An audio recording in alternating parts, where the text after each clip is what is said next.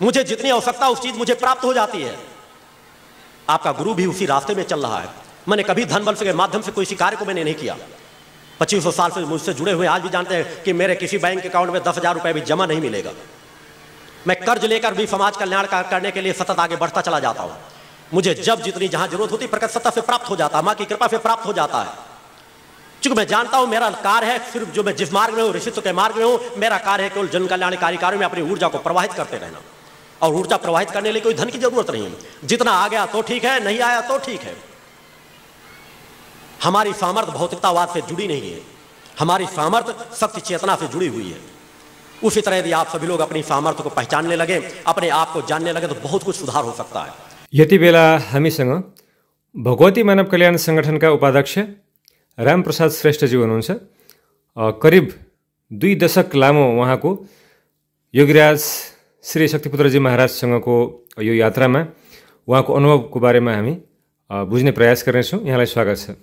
धन्यवाद। भगवती मानव कल्याण संगठनमा तपाईँ झन्डै 2 दशकदेखि आबद्ध हुनुहुन्छ। तपाईँको अनुभवको बारेमा केही प्रकाश पारिदिनुहोस् न। हुन्छ।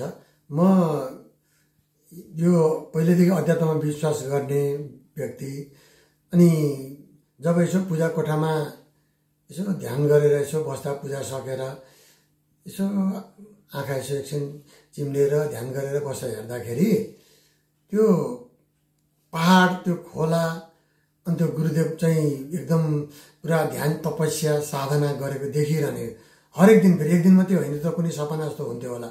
तर 2060 सालदेखि 3 वर्षसम्म चाहिँ त्यो लगातार देख्ने। अनि 2063 मा चाहिँ त्यो एक दिन त्यो यसो टिभी खोल्दाखेरि जी जागरण च्यानल आयो। त्यहाँनिर गुरुदेव चाहिँ एकदम जोरदार पुरा क्रान्तिकारी जस्तो, एकदम आध्यात्मिक क्रान्तिकारी जस्तो पुरा बोलिरहनु भएको थियो। अनि मैले ओहो यही ऋषि हो, यही चेहरा मैले देखेको के रहेछ भनेर हेर्दा त्यो ठेगाना त्यहाँ मैले मोबाइल नम्बर भेटेँ। अनि त्यही मोबाइल नम्बर टिपेर म जोगुनीमा फोन गरेर अनि उता मध्य प्रदेश गएँ। रेलमा चढेर कलकत्ता हुँदै उहाँ पुगेँ मध्य प्रदेश। अनि त्यो ठाउँ चाहिँ एकदम अधियारी भन्दो रहेछ, मान्छे दिउँसो पनि डराउने त्यस्तो विकट पहाडमा सानो एउटा त्यो राउटे जस्तो गरेर उहाँहरू पहिला बस्नु भएको रहेछ। म जाँदाखेरि चाहिँ अलिकति केही विस्तृत थियो। अनि त्यहाँ गएपछि गुरुदेवलाई मसँग भेट भयो। अनि मैले चाहिँ गुरुदेवको चरणमा यसो ढोगेर अनि क्या बेटा भन्नुभयो। मैले भने गुरुदेव हाम्रो देश स्वर्ग जस्तो छ, तर हाम्रो देशले वास्तवमा सही नेता, सही नेतृत्व नपाएकोले सारा नेपालीहरू दुखी छन्। त्यसले गर्दाखेरि हाम्रो देशकोमा सुख शान्ति र समृद्धि होस् भनेर यहाँ म दर्शन गर्न आएको भने। अनि त्यसपछि गुरुदेवले होइन ठिक छ बेटा, आगे बढो, प्रकृति के पथ में चलो, प्रकृति के पथ से ही आदमी ऊपर उठ सकता है, अब नशे मांग से पूरा मुक्त रहना पड़ेगा। त्यसपछि उहाँले मलाई दमोह जिल्ला लगेर दीक्षा दिनुभयो। त्यहाँ शारदीय नवरात्रिको सकिएको रहेछ त्यो शिविर।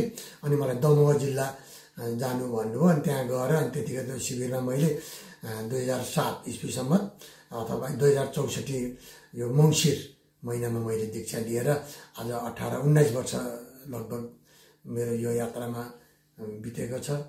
र त्यसपछि अब यो देशको परिवर्तनको लागि के गर्नुपर्छ त भन्दा गुरुदेवले एउटा 24 घण्टा लगाइदिनु भन्नुभयो। 24 घण्टा लगाउँदाखेरि त म त एक्लै थिएँ, कसरी लगाउने। अनि गुरुदेवले 9 जना व्यक्ति उत्तर प्रदेशको यज्ञपाल सिंह हाडाको नेतृत्वमा कृष्ण मणि मिश्रा, गोरे भैया, भोले भैया, 3-4 जना सहित अरू जम्मा 9 जना साथीहरू पठाइदिनु भयो।